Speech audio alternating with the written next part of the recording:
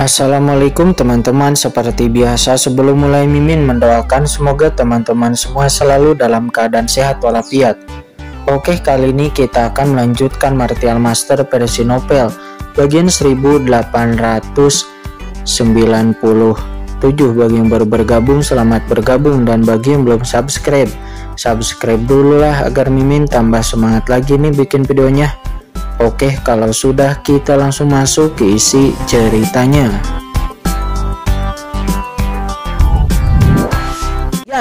Dia mengembara di sungai kematian. Sangat menyedihkan.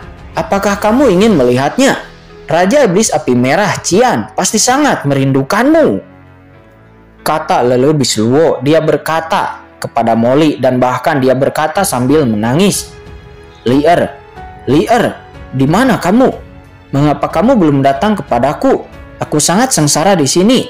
Aku sangat sengsara di sungai mayat hidup ini. Mereka semua menggertakku. Banyak hantu yang menggertakku. Lier, datang dan selamatkan aku. Suara Lele Bisluwo seperti terisak-isak dan dia sangat menyedihkan sehingga membuat orang merasa ngeri juga merinding. Sialan, diamlah, kata utusan suci Terata Hitam. Dia sangat marah. Jiwa orang ini telah lama menghilang di bawah napasku. Kamu masih ingin membangunkannya dan memiliki angan-angan seperti itu. Tutup mulutmu yang bau itu. Jika tidak, aku akan mencabik-cabikmu, kata utusan suci Terata Hitam. Namun dirinya belum menyelesaikan kata-katanya. Tiba-tiba, Tuan Cian, suara lemah tiba-tiba bergumam di inti jiwa Molly yang lemah itu, dan itu nampak sangat jelas. Apa? Utusan suci Terata Hitam seketika terkejut dan buru-buru menundukkan kepalanya. Saya melihat api sisa menyala perlahan di dalam inti jiwa hitam yang tak berujung, tetapi tidak pernah padam. Jiwa yang tersisa terus bergoyang, dan di bawah panggilan Lele Bisluwo, perlahan-lahan itu tumbuh lebih kuat. Pada saat yang sama, suara yang semakin tegas perlahan-lahan menjadi jelas. Tuan Cian masih menungguku. Ya, dia masih menungguku. Bagaimana mungkin aku bisa mati di sini? Tidak, aku tidak boleh mati. Aku belum bisa menyelamatkan Tuan Cianku. Aku tidak boleh mati. Aku belum boleh mati. Boom! Api yang menyala awalnya ukuran sebesar kunang-kunang perlahan-lahan menjadi seukuran kacang kedelai. Dan sekarang api itu terbakar hebat dan berubah menjadi seukuran telur merpati. Dan itu nampak terus membesar. Bagaimana mungkin? Utusan suci Terata Hitam menatap sisa jiwa Molly di bawah dengan tak percaya. Asal-usul jiwa anak ini tidak sepenuhnya musnah di bawah napas jurang ini. Apakah ini tidak mungkin? Bahkan di lautan kosmik, ahli kaisar yang kuat, yang jiwanya ditempati olehku, asal-usul jiwanya seharusnya sudah musnah sejak lama, kata utusan suci Terata Hitam. Dia tampak ngeri dan terkejut dalam hatinya. Ini benar-benar di luar pengetahuannya. Sialan, ini semua gara-gara orang itu, kata utusan suci Terata Hitam. Dia melirik Lele Bisluwo, lalu tatapannya langsung tertuju pada sisa jiwa yang terbakar ini. Kaisar semu yang kecil, bahkan jika masih ada jejak keinginan yang tersisa, lalu kenapa? Aku akan menghancurkanmu sampai mati. Duar. Jiwa utusan suci Terata Hitam melonjak dan langsung berubah menjadi tangan hitam besar, mendorong keras ke arah Molly, mencoba menghancurkannya. Namun tepat pada saat dia hendak menghancurkan asal-usul jiwa Molly, kamu benar-benar menghentikanku menyelamatkan Tuan Cian, dan kamu pantas mati. Raungan marah melonjak keluar dari sisa jiwa itu, dan saat berikutnya dengan ledakan, seluruh inti jiwa Molly tiba-tiba bergetar seketika, dan aura gelap yang tak dapat dijelaskan tiba-tiba melonjak keluar dari inti jiwanya. Seolah-olah diaktifkan oleh jiwa utusan suci Terata Hitam, inti jiwa Molly ini langsung melonjak dengan aura gelap yang tak berujung. Teror aura gelap ini tampaknya muncul dari bagian terdalam jurang yang tak berujung, memenuhi seluruh tempat ini dalam sekejap. Inti jiwa, tidak. Ketika kekuatan jiwa seperti itu melonjak keluar, utusan suci Terata Hitam yang telah menempati lebih dari 90% inti jiwa Molly pun tiba-tiba mengeluarkan raungan melengking, dan semburan energi datang dari jiwanya. Rasa sakit yang parah.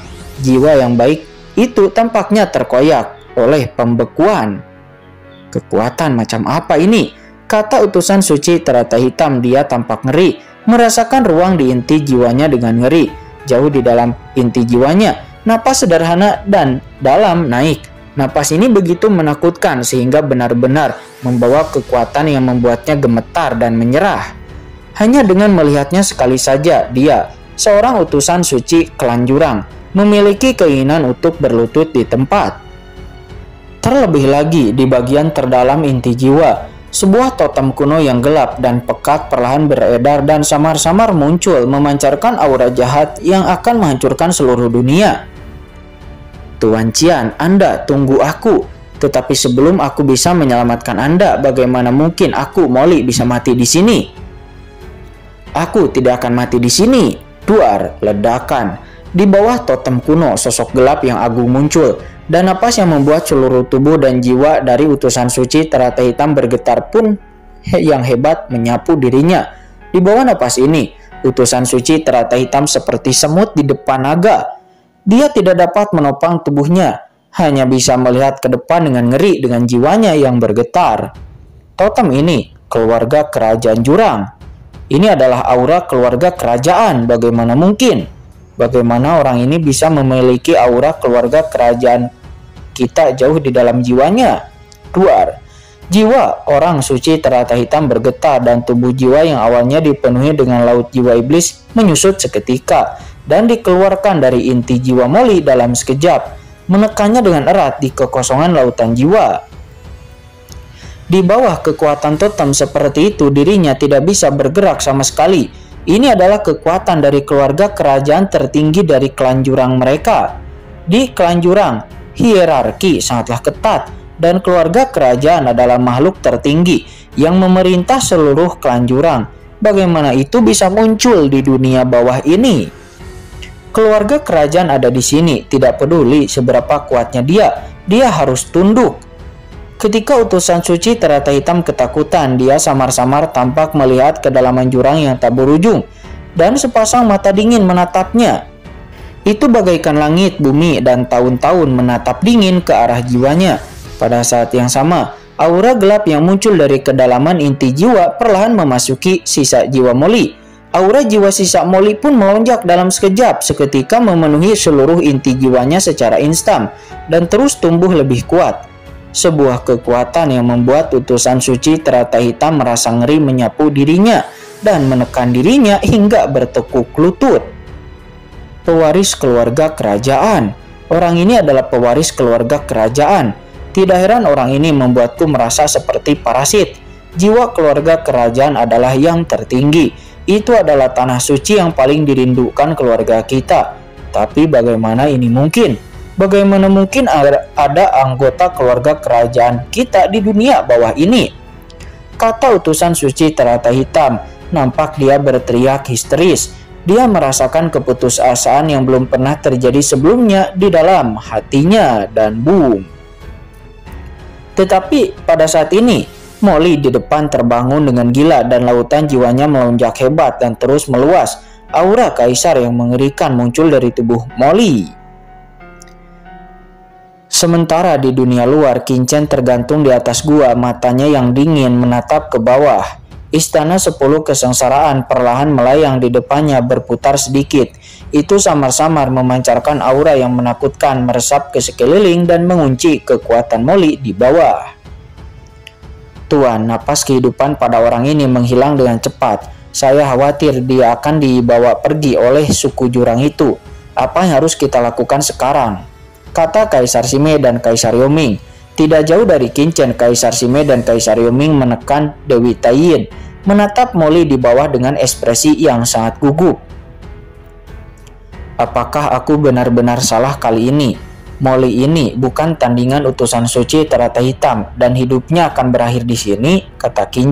Dia sedikit mengernyit, seraya menatap tajam ke arah Molly yang napas hidupnya padam sedikit demi sedikit, dan dia bergumam dalam hatinya. Qin dan Molly berjalan di sepanjang jalan. Mereka adalah musuh bebuyutan pada awalnya, dan meskipun mereka berdua bukan teman sekarang, namun mereka setidaknya telah bekerja sama beberapa kali. Dalam hati Qin tidak ingin Molly mati di sini, karena bagaimanapun Orang seperti itu yang disalahkan. Merupakan pemain yang bagus, tetapi terkadang bisa juga berguna bagi dirinya. Akan tetapi jika napas kehidupan Molly benar-benar menghilang, Qingchen tidak akan ragu untuk mengambil tindakan, karena dirinya tidak akan pernah membiarkan seorang anggota suku jurang mengambil alih tubuh fisik dan memiliki kesempatan untuk bangkit kembali, dan Qingchen tidak akan membiarkannya. Boom! Segera Qingchen memobilisasi Istana 10 Kesengsaraan, mengunci tubuh Molly dengan kuat, dan siap untuk menghancurkannya kapan saja. Saat ini, boom! Napas jiwa yang lemah tiba-tiba mekar dari tubuh Molly, yang seketika Qingchen pun menghentikan serangannya dan memfokuskan pandangannya. Jiwa Molly menjadi semakin kuat, kata Qingchen. Saat ini, di inti jiwa Molly, auranya dengan cepat menjadi lebih kuat. Hahaha. Melihat Molly bangun dan aura jiwanya terus melonjak, Leluhur Bisluwo pun langsung tertawa dan bersemangat. Aku tahu kamu tidak akan mudah meninggal. Kamu adalah orang yang disukai oleh leluhur iblis ini. Bagaimana kamu bisa mati di sini? Kamu adalah juru bicara leluhur iblis ini, kata leluhur Bisluwo. Dia berkata dengan bersemangat, dengan ekspresi yang sangat bersemangat. Dirinya tahu bahwa Molly masih hidup. Boom! Napas yang tak berujung memenuhi udara, dan di inti jiwa Molly matanya tiba-tiba terbuka. Sepasang napas jahat yang dingin dan tak berujung memenuhi udara dan langsung jatuh pada utusan suci teratai hitam di kejauhan. Apakah kamu yang hanya ingin merebut tubuhku sehingga aku tidak bisa menyelamatkan Tuan Qian? Duar, kehendak yang mengerikan terpancar, dan suara dingin itu membawa niat membunuh yang tak berujung, dan itu turun ke dalam jiwa utusan suci teratai hitam dalam sekejap. Ah, tidak. Hanya dengan tatapan dan raungan dari Molly, utusan suci teratai hitam merasakan tekanan yang belum pernah terjadi sebelumnya yang datang padanya, dan seluruh tubuhnya tampak hancur. Ini adalah tekanan dari keluarga kerajaan jurang. Dengan identitas dan kekuatannya, dirinya tidak bisa menahannya. Keluarga kerajaan abis atau keluarga kerajaan jurang yang sangat marah sehingga langit pun runtuh dan bumi bisa hancur. Tubuhnya menjadi kerdil dan dia buru-buru jatuh ke tanah karena ketakutan. Mengangkat pinggangnya dan menekan dada dan dahinya ke tanah, dia berkata dengan takut dan gemetar. Keluarga kerajaan yang terhormat, Hei Lian tidak bermaksud menyinggung. Aku harap Anda akan memaafkanku. Pada saat ini utusan suci teratai hitam tidak dapat lagi melawan sama sekali, tetapi dia menjadi sangat ketakutan. Klan abis atau klan jurang memiliki hierarki yang sangat ketat. Belum lagi dirinya tidak dapat memusnahkan Molly dengan kekuatannya saat ini.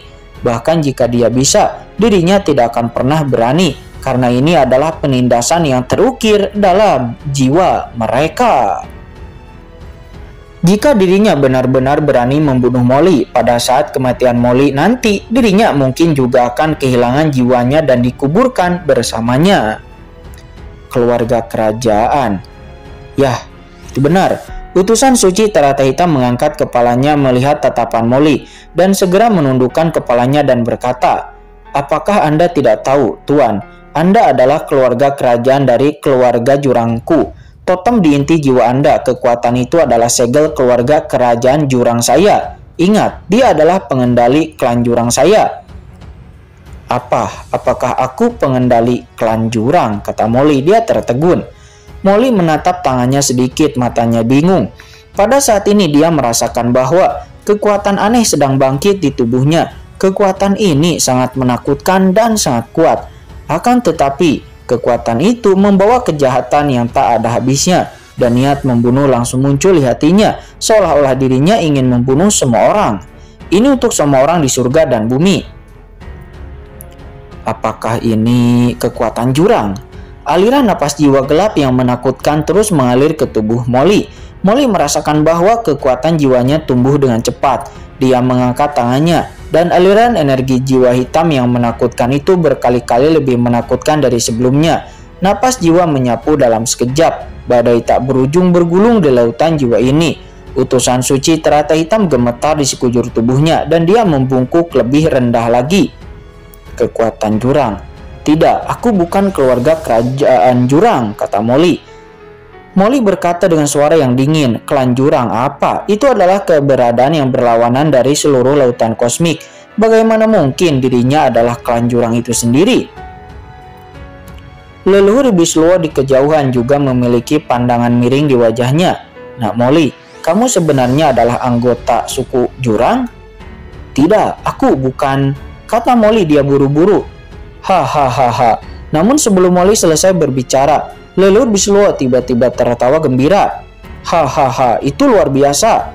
Aku benar-benar luar biasa. Aku tidak menyangka leluhur iblis luo memiliki penglihatan seperti itu. Saat itu dalam semesta awal yang kecil, kemudian aku menemukan kemampuanmu yang luar biasa dan mengangkatmu dari orang yang sangat terhormat menjadi eksistensi tingkat kaisar. Aku benar-benar luar biasa. Hahaha." Leluhur iblis luo menatap tatapan bingung Molly dan dia terus berkata dengan penuh semangat, "Nak Molly, klan jurang adalah kelompok etnis paling kuat di laut kosmik, di laut semesta.